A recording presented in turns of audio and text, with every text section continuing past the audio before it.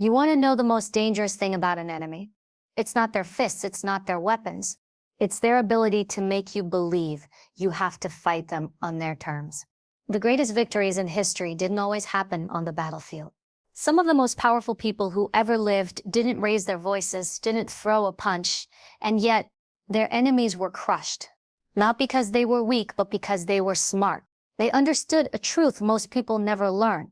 You don't have to fight someone to destroy them. Think about it.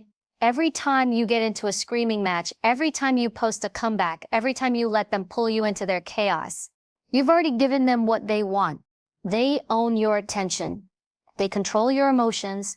You're playing their game and you're losing. But imagine a different reality where you take every ounce of energy they throw at you and you turn it into fuel. Where you don't just survive their attacks, you use them to build yourself into something they can't touch, something they can't stop, something that makes them irrelevant without you lifting a finger. I'm not here to teach you how to swing harder.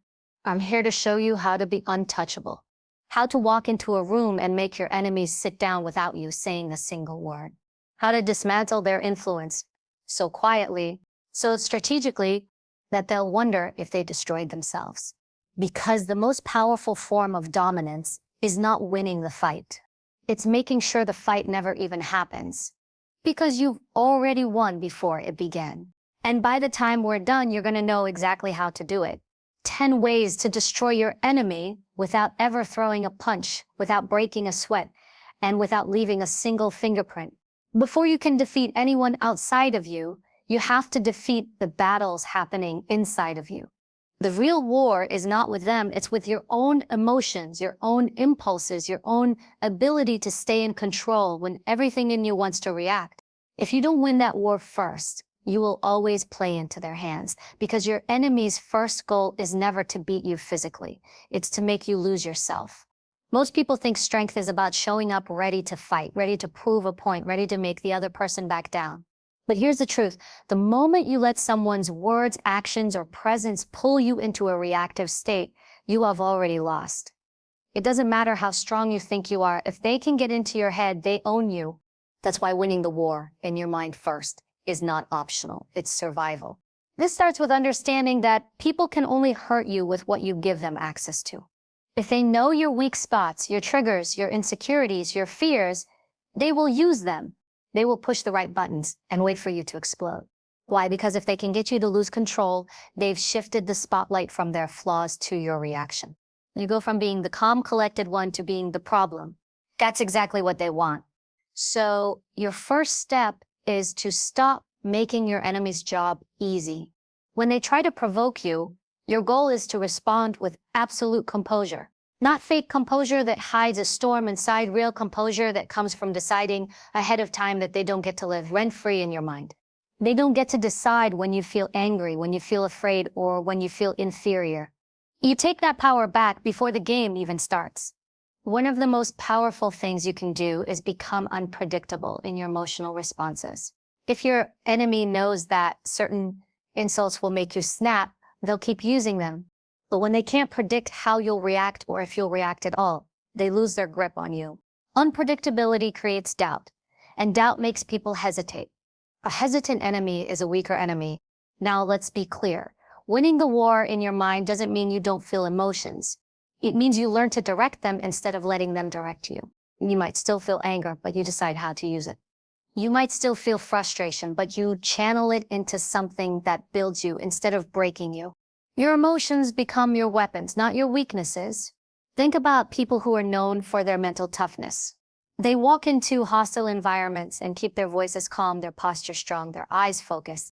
It's not because they're emotionless, it's because they've trained themselves to think before they act. They understand that the person who stays in control the longest usually wins. Here's the psychological advantage. When you don't react the way your enemy expects, you force them to change their strategy. When you're calm, they're confused. When you're unbothered, they're frustrated. When they realize they can't shake you, their confidence starts to crack. And when their confidence cracks, their mistakes begin. This is why you should never fight a battle when you're emotionally charged. A heated mind makes bad decisions.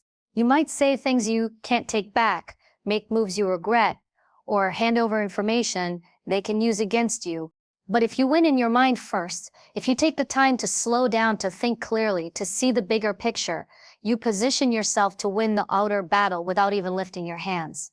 Mental victory also means detaching from the need to get even. Revenge feels good in the moment, but it keeps you tied to the person you want to escape. It makes you reactive instead of strategic. Instead of thinking, how can I make them pay? Start thinking, how can I make them irrelevant? When you shift your focus from destroying them to elevating yourself, you take back every ounce of power they had over you. One technique that works powerfully here is mental rehearsal. Visualize the next time they try to provoke you. See yourself staying calm, see yourself smiling, see yourself walking away with your dignity intact. Feel that sense of control in your body. The more you rehearse mental victory, the more automatic it becomes in real life. Your mind is the control center for every move you make. If you can keep it fortified, focused, and untouchable, you've already won most of the fight before it begins. The enemy might still come at you with words, with lies, with manipulation, but none of it will penetrate because you've already decided they can't reach you. That's the essence of destroying someone without fighting. They swing, but they never connect. They shout, but you don't hear them. They try to pull you into the mud, but you're standing so high above them that their hands can't reach. And eventually they tire themselves out while you keep moving forward, unshaken, undefeated, unstoppable. That is the war you have to win first. Because when your mind is unbreakable, every other battle becomes easier. And the most devastating thing you can ever do to an enemy is to make them realize they have no power over you anymore. Silence is not weakness. Silence is strategy. Silence is the ability to let the noise swirl around you while you remain still, composed, and untouchable. Most people misunderstand silence. They think if you don't speak up right away, you're being passive, that you're letting someone else win. But that's because most people have never experienced the kind of power that comes from holding back your words until they carry weight, like a hammer. When your enemy wants to destroy you, the first thing they will try to do is provoke a reaction. They want you to defend yourself, to argue, to spill your emotions all over the floor, so they can pick them up and use them against you. They want you to fill the air with explanations, excuses, and attempts to prove your worth, because the more you talk, the more information they collect. And in a battle of influence, the one who controls information controls the outcome. The silence cuts that off. When you don't rush to respond, when you let the other person wonder what you're thinking, you shift the balance of power. Suddenly, they're the ones filling the silence. They start guessing, projecting, over-explaining, revealing more than they meant to. In that moment, they are exposed and you remain concealed. Think of it like this. Words are like currency. The more freely you spend them, the less value they hold.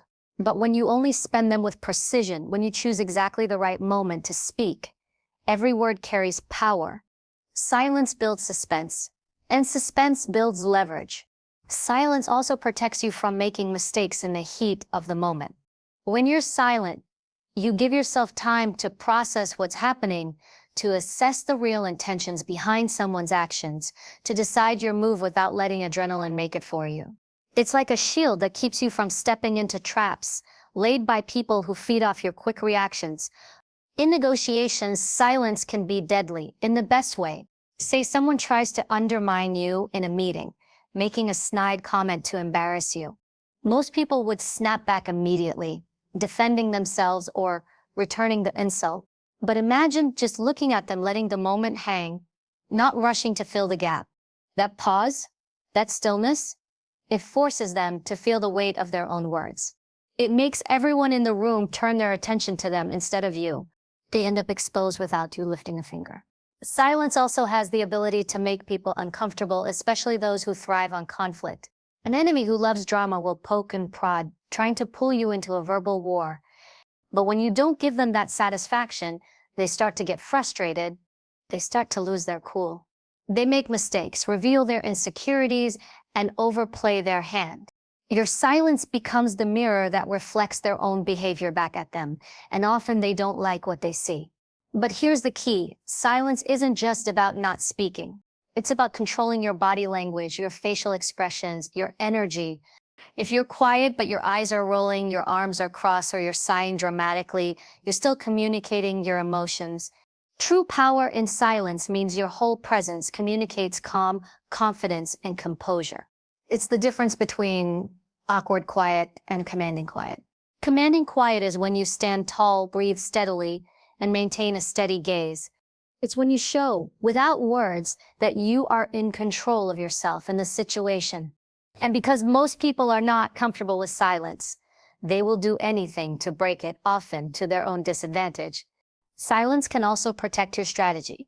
Sometimes the best way to outmaneuver someone is to let them think you're not moving at all. When you're quiet about your plans, your progress, your intentions, they can't prepare a defense. They don't see you coming because you've given them nothing to track. By the time they realize what you've been doing, it's too late. History is full of leaders, negotiators, and even warriors who used silence as a weapon. They understood that words, once spoken, cannot be taken back. They knew that every reaction you give is a piece of yourself you hand to someone else. And they were disciplined enough to keep their power close until the perfect moment to release it. Of course, silence isn't always easy, especially when you're dealing with someone who lies about you, insults you, or tries to smear your name. You'll want to defend yourself. You'll want to shout the truth. But the danger in that is that you end up fighting on their battlefield, where the rules are stacked against you. Sometimes the smartest thing you can do is to let them talk, let them exhaust themselves, let them dig their own grave with their own words. Because while they're busy making noise, you're building strength. The most powerful aspect of silence is that it makes people underestimate you. They think you're not paying attention. They think you don't have a plan. They think you've backed down. And that's when you strike, not with noise, but with action. Actions that are impossible to argue with. Actions that leave them speechless, just like you left them when you refused to engage. Silence is not about hiding, it's about choosing your moment. It's about making sure that when you do speak or act, it's with maximum impact. And in the process, you rob your enemy of the one thing they need to survive, your constant attention. When you master silence, you stop reacting to every little jab. You stop explaining yourself to people who are committed to misunderstanding you. You stop wasting your energy on arguments. You can never win because the other person is not interested in truth. They're interested in chaos. Instead, you conserve your power. You make your words rare and valuable. You let the weight of your silence speak louder than any insult ever could. And here's the thing, when you stay silent in the right moments, people notice, they feel it. They start to question themselves. They start to fill in the blanks with their own fears and insecurities. And more often than not, what they imagine is far more intimidating than anything you could have said out loud. That is the true mastery of silence. It's not the absence of communication. It's the most precise, deliberate form of communication there is. It tells the world, I'm in control, I'm not playing your game, and you can't touch me. The most devastating thing you can ever do to an enemy is not insult them, not argue with them, not prove them wrong in a shouting match. It's to live in such a way that their entire attack becomes irrelevant. When you outclass someone with excellence, you shift the battlefield completely. You're no longer trying to knock them down. You're focused on raising yourself so high that their reach doesn't matter. And that is a war you win without ever swinging a single blow. Here's the truth. Enemies thrive when you get stuck in the same space as them. They want you circling the same arguments, the same drama, the same petty fights. Because as long as you're down there with them, you can't rise above them. Excellence forces you to leave them behind. It demands that your focus goes toward your growth, your skill, your reputation, and your results, not toward proving a point to someone who isn't worth your time. When you commit to excellence, you stop giving your enemies the thing they crave most, your energy. You start investing that energy into building something remarkable. That could mean advancing in your career, mastering your craft, building financial stability, getting in the best shape of your life, or creating opportunities so big that they make your critics look small. Every ounce of energy you spend on your own progress is energy they can't steal from you. The beauty of excellence is that it doesn't just silence your enemies, it makes them irrelevant in the eyes of others. People are drawn to competence. They respect those who perform at a high level, who show discipline, consistency, and results. When you become known for being excellent, your reputation starts to outshine any rumor or insult from your way. And here's the thing about reputation, it's the strongest defense you can have. If people see you as exceptional, they won't believe the lies told by your enemies. Your work, your actions, your character will speak louder than their words ever could. Excellence also has a psychological effect on those who try to bring you down. When they see you thriving, despite their efforts to undermine you, it creates frustration. They start asking themselves, why isn't this working? Why aren't they broken yet? And that question eats away at them. Your success becomes a mirror that reflects back their own failures, laziness, or lack of progress. It's not just that you're winning, it's that your wins highlight everything they're not doing in their own life. But let's be clear, excellence is not about showing off. It's not about trying to flex on your enemies or parade your accomplishments in their face. That's still giving them attention. True excellence is about becoming so good at what you do, so disciplined in your approach, that you no longer have to address them at all. You stop trying to prove them wrong because you've already proven yourself right. This requires focus. You can't get caught up in temporary victories or superficial wins. You have to commit to the long game. That means setting high standards for yourself and refusing to lower them, even when no one's watching. It means practicing when you could be relaxing, showing up early when others arrive late, and putting in the work that most people won't do.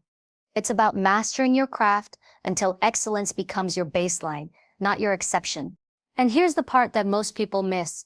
Excellence is contagious. When you operate at a high level, it inspires others. It attracts allies, mentors, and opportunities. It draws in people who respect ambition and discipline. Soon, you're not just succeeding alone. You're surrounded by people who want to see you win, who want to support your journey. And when you have that kind of network, your enemies lose even more ground because you're no longer fighting solo. You're moving with a whole force of people who believe in you. Excellence also changes how you see your enemies. When you're laser focused on your own growth, their insults feel smaller. Their actions feel like background noise instead of personal attacks. Why? Because your mind is busy with bigger things. You're building, creating, achieving. You simply don't have time to stop and throw stones at every barking dog along the way. And something powerful happens when you reach this point. Your enemies have to watch your rise from a distance. They can't stop it, and they can't ignore it. The more they try to discredit you, the more foolish they look because your results speak for themselves. They can't argue with your progress. They can't rewrite the truth that everyone can see. And that's when you've truly outclassed them, not because you told them off, but because your life became the undeniable evidence of your strength. One thing you'll notice about people who operate at the highest levels is that they rarely waste time in petty disputes. They don't have to. Their focus is on performance, legacy, and impact. They know that every minute spent arguing with someone who doesn't matter is a minute stolen from their mission. And that's the mindset you need if you want to destroy your enemy without fighting. Make yourself so good, so disciplined, so valuable that they become irrelevant. This is not just about winning in the eyes of others. It's about winning in your own eyes. It's about looking at yourself and knowing that you didn't let them derail you, that you stayed true to your path, that you built something meaningful despite the distractions. There's a pride that comes from that kind of victory, and it's a pride no one can take away from you. When you outclass someone with excellence, you don't just beat them, you erase them from the equation. They fade into the background, overshadowed by the light of your accomplishments. And that, more than any insult or argument, is what truly destroys them. Because in the end, the most painful thing for an enemy is realizing they no longer matter to you at all. Perception is power. The story people believe about you will determine how they treat you, how they trust you, and how they respond when others try to attack you. If you don't control that story, someone else will, and it will rarely be in your favor. Your enemies know this, which is why one of their first moves is often to distort the narrative. They'll twist your actions, misinterpret your words, and paint you in the worst possible light. If you're not intentional about controlling how you're perceived, you end up defending yourself against lies instead of living your truth. The key to controlling the narrative is understanding that it's not about convincing your enemy, it's about influencing everyone else. You're not here to change the mind of someone who's committed to misunderstanding you. That's wasted energy. Your focus is on shaping the opinion of the audience watching from the sidelines, the people who could be persuaded, either way, depending on what they see and hear. Because in the court of public perception, it's not the loudest person who wins, it's the most consistent. Consistency is your armor here. If you show up every day, living with integrity, keeping your word, performing at a high level, and treating people with respect, you build a narrative that's hard to tear down. Your enemies can say whatever they want, but their words won't stick because they don't match the story people already believe about you. It's like trying to convince someone that the sun didn't rise this morning. It doesn't work if they've already seen it with their own eyes. One of the most strategic moves you can make is to choose your words and actions in a way that reinforces the image you want others to hold. That means you don't get sloppy with your behavior, especially in public or online. Every post, every comment, every interaction is either building or weakening your narrative. If you let your emotions take over and start lashing out, you hand your enemies ammunition to use against you. But if you remain composed and intentional, you rob them of the opportunity to twist your story. Controlling the narrative also means deciding what you will and will not engage with. Not every accusation deserves a response. Not every rumor needs to be addressed. Sometimes, addressing something gives it more attention than it deserves. Instead, you redirect the focus to the things that matter: your work, your results, your values. You choose the stage, the script, and the spotlight, rather than allowing your enemies to drag you into their theater. The art of framing is critical here. Framing is when you define the meaning of an event before your enemy does. If something goes wrong, you acknowledge it. On your terms, you shape the takeaway, and you make sure your version of events is the one people hear first. The first story people hear often becomes the story they believe, so you never want to let your enemies set the tone. If they get there first, you're stuck trying to undo their version instead of establishing your own. It's also important to remember that narratives aren't just built in moments of conflict, they're built in the quiet times too. Everything you do when there's no drama still contributes to how people see you. When you help others without being asked, when you stay disciplined in your work, when you keep showing up regardless of circumstances, you're building a solid foundation for your reputation. That foundation will hold when someone tries to shake it. Controlling the narrative doesn't mean you fake who you are. It means you live in alignment with the truth you want people to see. You decide in advance what kind of person you are, and then make sure your actions confirm it every single day. That way, if your enemies ever come for you, their version won't make sense because it doesn't match the reality people have experienced. There's also a defensive side to this strategy. Never give your enemies free material. Don't overshare your plans. Don't reveal your vulnerabilities to people who haven't earned your trust. Information in the wrong hands can be twisted into a weapon, and once it's out there, you can't take it back. Part of controlling the narrative is controlling what people have access to in the first place. One mistake people make is thinking they can control every opinion. You can't. There will always be people who believe the worst about you, no matter what you do. The point is not to win over everyone. It's to ensure that the people who matter most to your life, your career, and your future have the right picture of you. When those relationships are solid, the noise from outsiders becomes meaningless. Sometimes the most powerful way to control the narrative is to let your results speak for themselves. When you're delivering excellence consistently, people can't deny it. They might try to downplay it or ignore it, but deep down they know the truth. And that quiet knowing works in your favor more than any argument ever could. Here's the part your enemies won't expect. Controlling the narrative is not about being on the defensive. It's about being proactive. It's not waiting for them to make a move and then responding. It's setting the tone so clearly, so consistently, that when they do make a move, it doesn't land. It's the equivalent of building a fortress before the attack begins. When you control the narrative, you decide how you will be remembered, not your enemies. You take away their power to define you. And once you have that control, they can scream, they can lie, they can twist the truth all they want. But the story people believe will be the one you've already written. That's how you win without fighting. Not by shouting over your enemy, but by making sure your voice is the one people trust when the noise gets loud. Not by tearing them down, but by making sure your foundation is so solid that nothing they throw can shake it. And when you've mastered this, you'll realize something powerful. In the end, the real author of your life story is you. Nothing starves an enemy faster than silence and indifference. Not the kind of silence we already talked about in strategy. It's deeper than that. This is the absolute removal of your energy, your focus, your acknowledgement of their existence. It's the moment you stop reacting, stop watching, stop feeding the fire. Because the truth is, your attention is a form of currency. Every glance, every comment, every mental replay of what they did is energy you're giving them for free. And enemies thrive on that energy. Your attention is their oxygen. When they provoke you, they want you to lash out. When they insult you, they want you to defend yourself. When they throw obstacles in your path, they want you to stop and deal with them.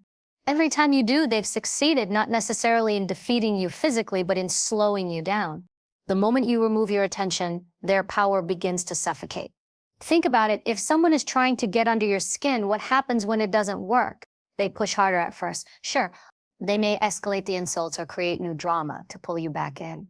But eventually they realize they're swinging at a shadow. They're making noise in a room you're no longer in. And the more they realize you're gone, mentally, emotionally, and strategically, the more irrelevant they feel. This isn't easy because detaching your attention requires discipline. Your instincts will want to keep checking in, keep listening, keep tracking what they're doing, just in case. But that's the trap. By keeping tabs, you're still giving them space in your mind. And as long as they live in your head rent-free, they're still winning. Removing your attention means cutting that cord entirely. It's not about pretending you don't care. It's about genuinely deciding that they no longer matter enough to occupy your focus. Enemies hate this because they feed on reaction. They want you invested in the conflict because it makes them feel significant. When you disengage, you take away that significance. You turn them from a central figure in your life story into a background character who barely gets a mention. And that is one of the most devastating blows you can deliver without ever touching them. Removing your attention also gives you back something priceless: clarity. When you stop obsessing over what they're saying or doing, you free up mental space to focus on what actually matters: your goals, your progress, your peace. You start moving forward faster because you're not being constantly pulled into detours. And the further you move ahead, the harder it is for them to reach you, even if they tried. There's a psychological shift that happens when you master this. At first, you might feel like you're letting them get away with it by not responding. But over time, you realize that not responding is the response. It sends a clear message: you're not important enough to stop my life. And the people watching will notice. They'll see the difference between someone stuck in petty battles and someone who's too focused on bigger things to waste time. This is why ignoring your enemies often destroys them more effectively than confronting them. Confrontation gives them a platform. It allows them to stand across from you and declare themselves your equal in the fight. But when you remove your attention, you remove that stage entirely. You don't give them the satisfaction of being acknowledged as a worthy opponent. You deny them the validation they're desperately chasing. The silence of removed attention also forces your enemy to face themselves. Without you to blame, to provoke, or to distract them, they're left alone with their own failures, insecurities, and emptiness. And for some, that's the most unbearable punishment of all. Because deep down, a lot of enemies aren't just trying to beat you. They're trying to escape their own reflection. Removing your attention isn't just about ignoring them. When they attack, it's about building your life in such a way that they're no longer even in the room. You stop attending the same arguments, the same events, the same cycles of drama. You raise your environment so high that they'd have to climb to reach you, and they won't. Not because they can't try, but because the distance is too great, and you've stopped making the climb down to meet them.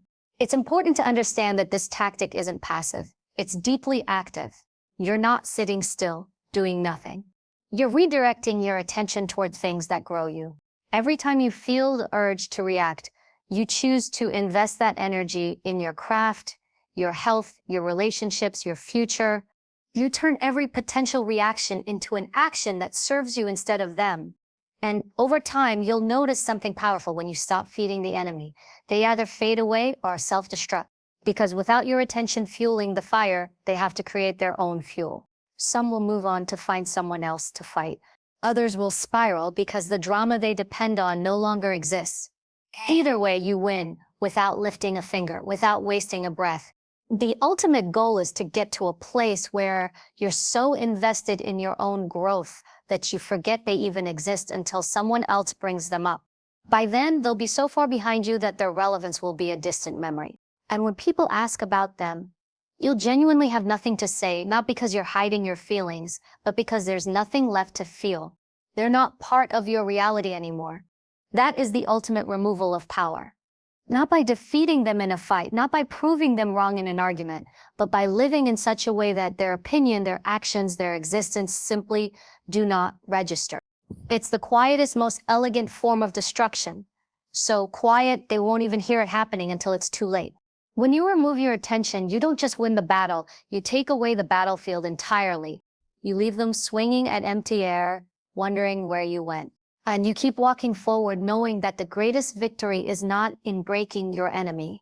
It's in building a life where they never mattered in the first place. In the end, destroying your enemy without fighting them isn't about them at all. It's about you. It's about refusing to be dragged into the mud when you're destined to walk on higher ground. It's about understanding that true power isn't loud, it's not chaotic, it's not desperate, it's controlled, intentional, and unshakable. You've learned how to win the war in your mind before it ever touches the outside world. You've learned the deadly precision of silence, the undeniable dominance of excellence, the power of controlling your own story, and the strength of starving your enemies of your attention. These aren't just tactics, they're a way of life. A way of moving through the world so that no one, no matter how hard they try, can dictate your path or your peace. And here's the truth, most people never hear. The moment you stop letting someone control how you think, how you speak, and how you live, you've already beaten them. You've taken away the only real power they ever had, the ability to distract you from your purpose. So from this moment forward, stop handing out pieces of yourself to people who don't deserve them. Stop letting your enemies write chapters in your story. You are the author now. Your life is not a battlefield unless you make it one. You have bigger wars to win, wars that will shape your legacy, not petty fights that will fade into nothing. Walk away when you need to. Rise higher every chance you get. And remember this, the most lethal kind of victory is not the one your enemy sees coming. It's the one where they turn around and realize they've already lost you forever.